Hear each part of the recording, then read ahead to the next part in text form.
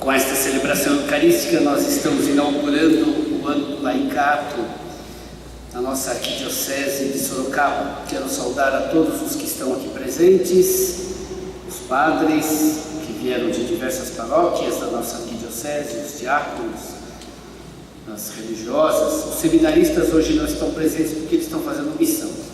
A ausência justificada, mais do que justificada.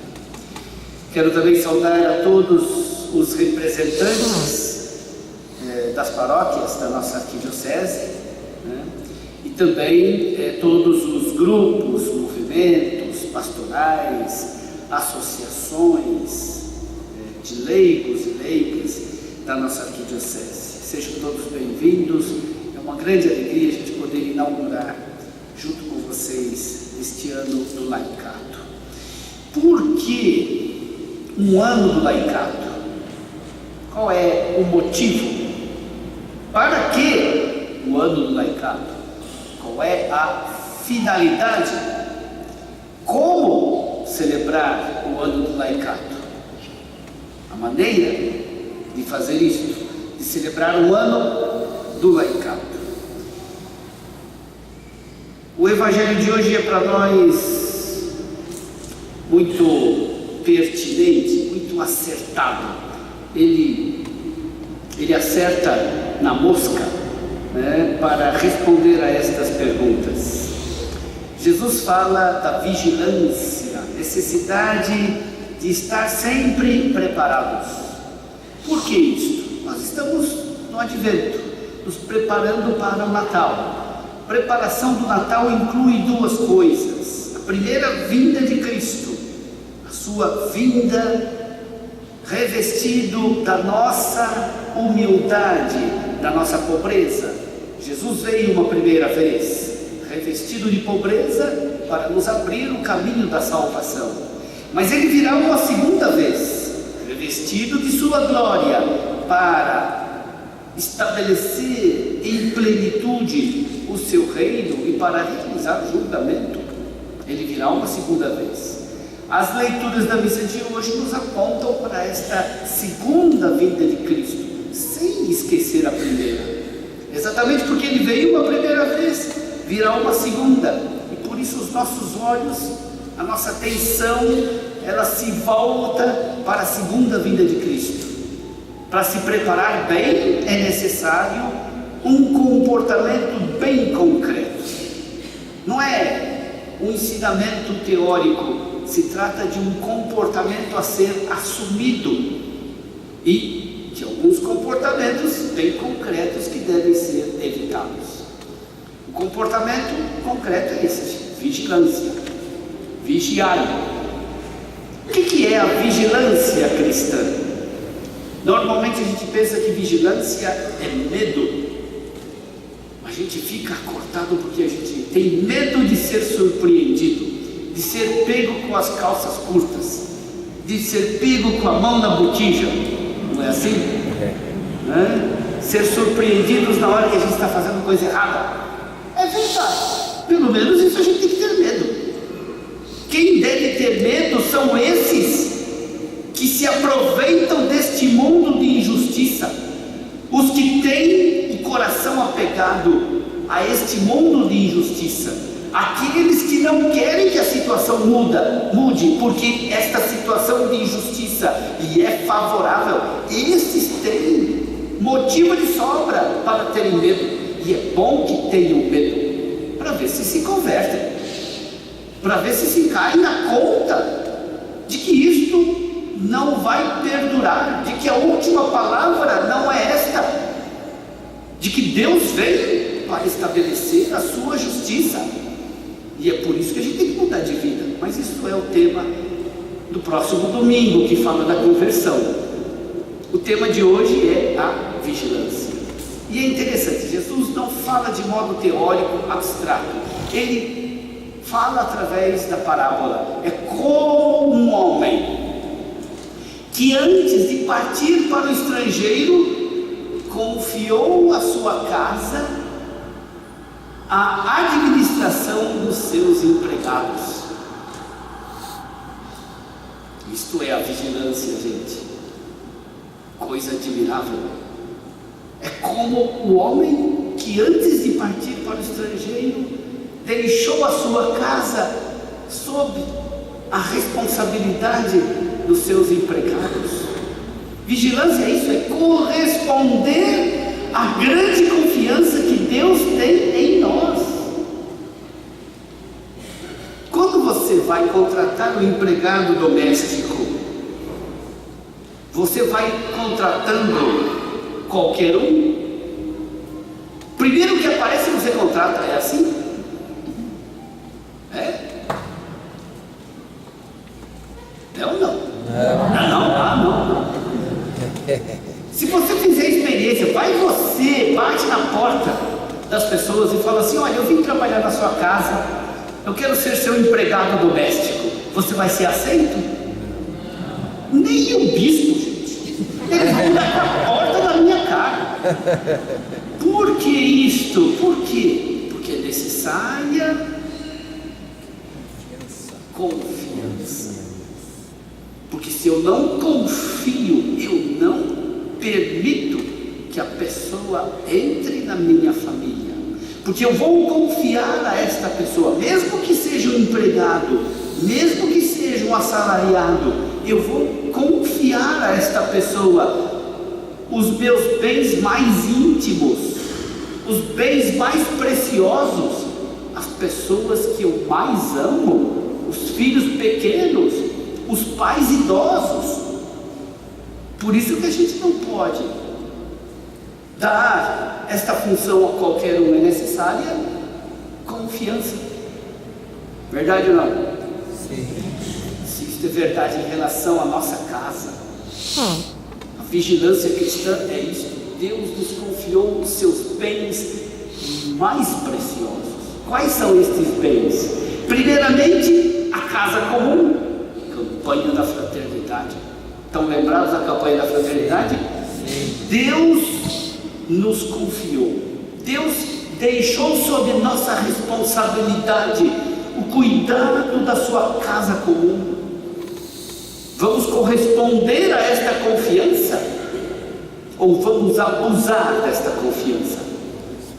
Vamos cuidar bem da nossa casa comum?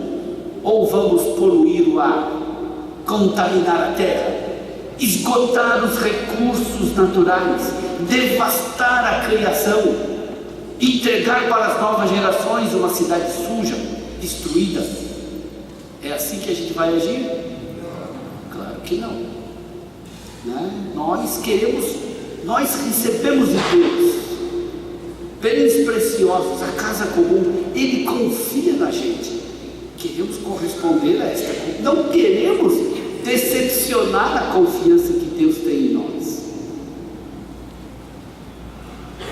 O ano do laicato é para isso, para sacudir a nossa consciência.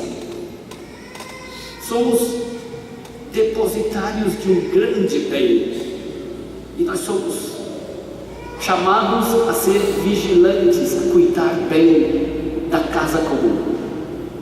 Outro bem importante que Deus nos confiou são as pessoas.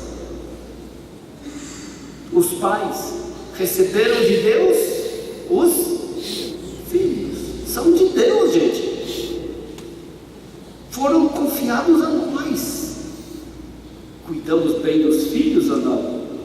Precisa, né? E quando os pais ficam velhos, ficam idosos, quem tem que cuidar deles?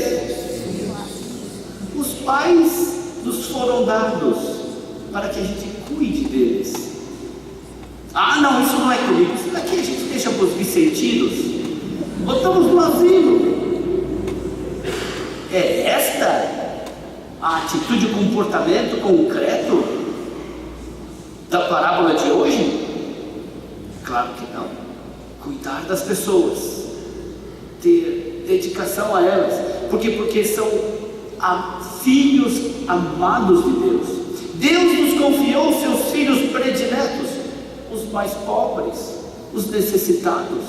Por que a gente ajuda os mais pobres? Porque são nossos irmãos, são os filhos prediletos de Deus. Não são os melhores, às vezes estão até muito não são muito bons, né? Mas a gente cuida deles, por quê? Porque são filhos, são os prediletos de Deus.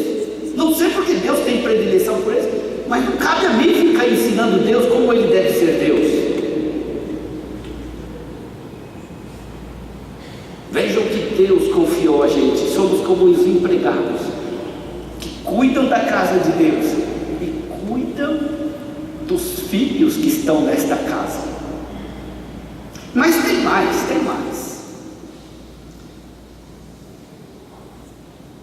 Nesta casa tem um porteiro. É interessante, dentre todos os empregados, as diversas tarefas que tem nesta casa, a parábola chama atenção para o porteiro. O porteiro, o que tem que fazer? No Evangelho, vigiai, portanto, melhor, mandou que o porteiro ficasse vigiando. Não é assim? O porteiro que fica dormindo na portaria serve para alguma coisa? Não, vai ser despedido, coitado. O porteiro não pode dormir. O porteiro não pode abandonar o seu posto. Vocês já tentaram entrar no condomínio? Vocês vão entrando assim, sem mais nem menos? Não, o porteiro segura a gente, né? Para onde o senhor vai? O que você quer falar? Quem é o senhor? Cadê o documento? Tira a foto. Não é? Interessante, né? Ele cuida da segurança. Faz entrar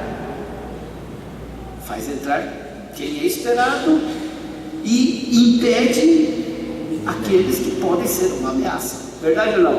Sim. Veja lá, você é um porteiro na casa de Deus também. O porteiro tem que fazer o quê? Na parábola, tem que estar acordado, porque o Senhor vem à meia-noite, de madrugada, não sabemos que hora, mas quando Ele vier, o porteiro tem que estar acordado para abrir para que o Senhor entre. Vejam a responsabilidade de vocês. Vocês devem ter vocês não, nós temos que ter um cuidado de abrir a porta para que o Senhor entre na vida dos outros. Nós recebemos a responsabilidade não somente pela felicidade terrena, pelo bem terreno dos outros, mas também da sua salvação, pela sua felicidade eterna. Jesus vem e quando Ele bate, a gente tem que abrir a porta, não para entrar na nossa vida, entrar na vida dos outros. Você é um porteiro. E você também é um porteiro quando você impede que Satanás entre na vida das pessoas, que o encardido, coisa ruim, estrague a vida dos outros. Só que você tem que saber distinguir, porque Satanás gosta de se vestir de anjo de luz.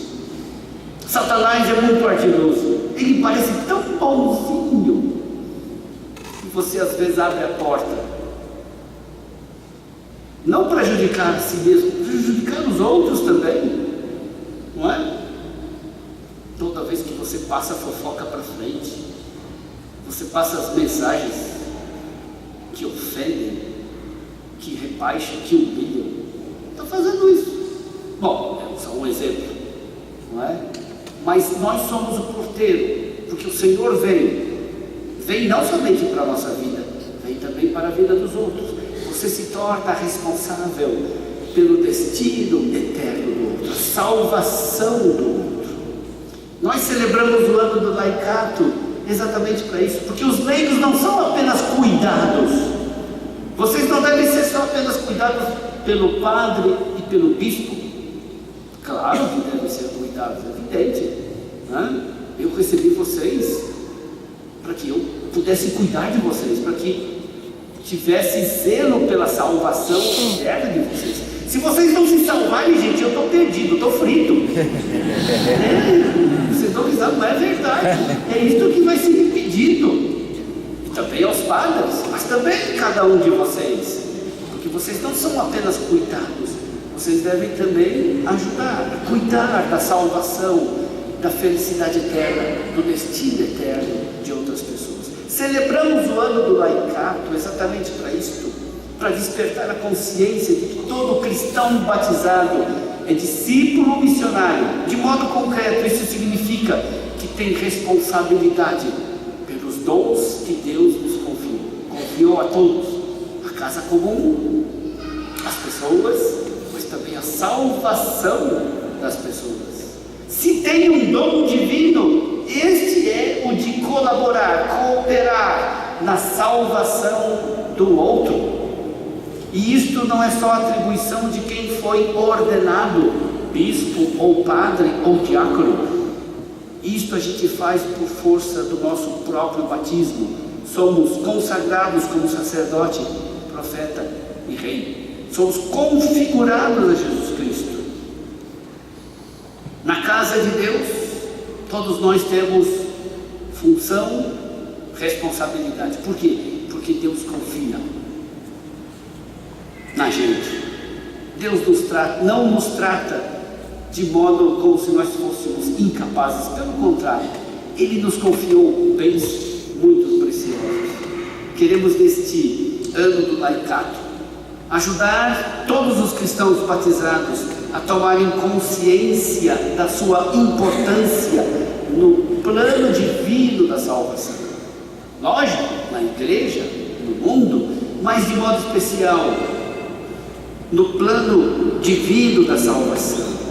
Salvar é algo que só Deus pode realizar, mas Ele, na sua bondade, na sua confiança que tem em nós, nos deu a responsabilidade e o privilégio de colaborar na salvação própria e na salvação dos outros. Se há um dom divino, este é o de cooperar na salvação da humanidade. Que confiança, que responsabilidade, que privilégio, que graça. Gostaria de, portanto, convidar todos vocês a celebrar bem este ano do laicato. De que maneira? Nós vamos, neste ano, fazer também, dentro do âmbito do ano do laicato, o segundo congresso de leigos. Este livrinho aqui é do primeiro, né? Do Eduardo Pênis, e também a Arquidiocese de Sorocaba fez então este primeiro congresso de leigos. Neste ano nós vamos também fazer o segundo congresso de leigos. Pedimos que todos tomem parte, que vocês ajudem outras pessoas também a tomarem parte, que todos que não só individualmente, mas também em grupos, você, o seu movimento, na sua comunidade, na sua pastoral, na sua associação, né, possa participar de modo ativo do segundo congresso de leigos. Depois nós vamos explicar isso com o tempo, né, e organizar esta participação. Uma outra coisa que eu gostaria de pedir, lógico, não precisa fazer tudo neste ano, mas começar. Se trata de iniciar o processo, para que a gente continue, não é? Aprofundar aquilo que nós chamamos de doutrina social da igreja. Eu tenho aqui um livro chamado Compêndio, é uma síntese maravilhosa de todo o ensino social da igreja. Que nós, os padres, os diáconos, mas os leigos e leigas possam tomar contato, né, segundo aquilo que é específico da doutrina social da igreja. Esses dias atrás fui falar para empresários e fiquei pensando, o que eu vou falar para os empresários? Como bispo, né? Não vou lá falar de empresa, de lucro, de responsabilidade social. Isso eles sabem melhor do que eu, né? Mas será que a igreja tem alguma coisa concreta para falar sobre para os empresários? Encontrei, né, coisas maravilhosas. É sempre uma descoberta, sempre algo novo que a gente adquire, certo? E temos também outros temas, né, da doutrina social da igreja, da economia, da educação, da arte, da política e assim por diante.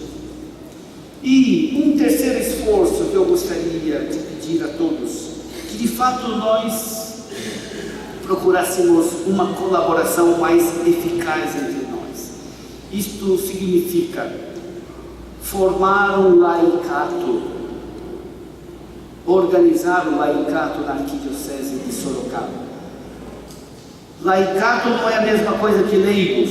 Os leigos são as pessoas individualmente tomadas. Laicato é quando os leigos se organizam. Lógico, ajudados pelos padres, apoiados pelo bispo, evidente, mas que os fiéis, leigos e leigas, possam se organizar, se associar. Que a gente possa multiplicar as associações laicais, que tenham uma atuação importante e decisiva também nos âmbitos da cultura e da arte, associação de artistas. Para quê? Para cultivar o belo. Infelizmente nós vivemos uma cultura do feio, do obsceno, do imoral. É só escutar algumas músicas por aí, você fica horrorizado. Ou certas manifestações artísticas que exaltam aquilo que é feio, aquilo que é obsceno. Está na hora de a gente, está na hora não, a gente deve cultivar mais o belo. Para isso é necessário que os artistas se associem também, com inspiração cristã, católica, conheçam a doutrina social da igreja. O campo da educação, tão necessário hoje em dia, né? Queremos de fato ajudar, colaborar numa educação melhor das novas gerações. Mas para isso a gente precisa também se associar, né? Que os professores católicos, os funcionários, aqueles que trabalham, atuam na área da educação, possam também multiplicar essas associações para atuar de maneira evangelizadora neste meio. Não é só trabalho educacional, não, de fato, levar o Evangelho. Pode ser que a gente não precise falar diretamente do Evangelho, mas que o Evangelho seja a força inspiradora, o conteúdo fundamental da atuação no mundo da educação. O mundo da política partidária, né? Precisamos de mais gente, né? Que se prepare, lógico, né? Para não entrar na mesma lógica, mas que possam atuar de maneira eficaz na política. Que os cristãos, quando entram na política partidária, não fiquem sozinhos, sejam apoiados também por associações que os ajudem e que também fiscalizem, né? Para não se desviar, não perder aquilo que são os ideais cristãos. A atuação no mundo da economia, temos aqui na nossa arquidiocese, graças a Deus, a Associação dos Empresários Cristãos. Eu acho que essa é uma associação só, mas deve se multiplicar, né? Deveria se multiplicar em outras cidades e também se multiplicar nas próprias cidades, ter vários grupos, né, que possam de fato trabalhar na economia, né, por uma economia mais solidária, mais fraterna, mais justa.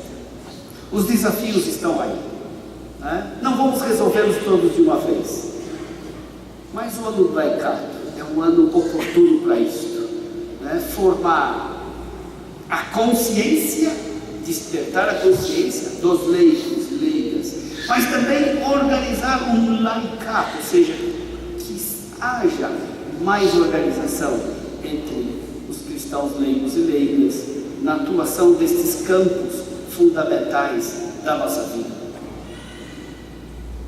Jesus nos falou para a gente estar vigilante, para a gente estar preparado, para a gente não dormir. Ser vigilante é isto. Ele nos confiou a grande responsabilidade. Ele tem confiança na gente. Vamos corresponder a esta confiança que Deus tem em nós.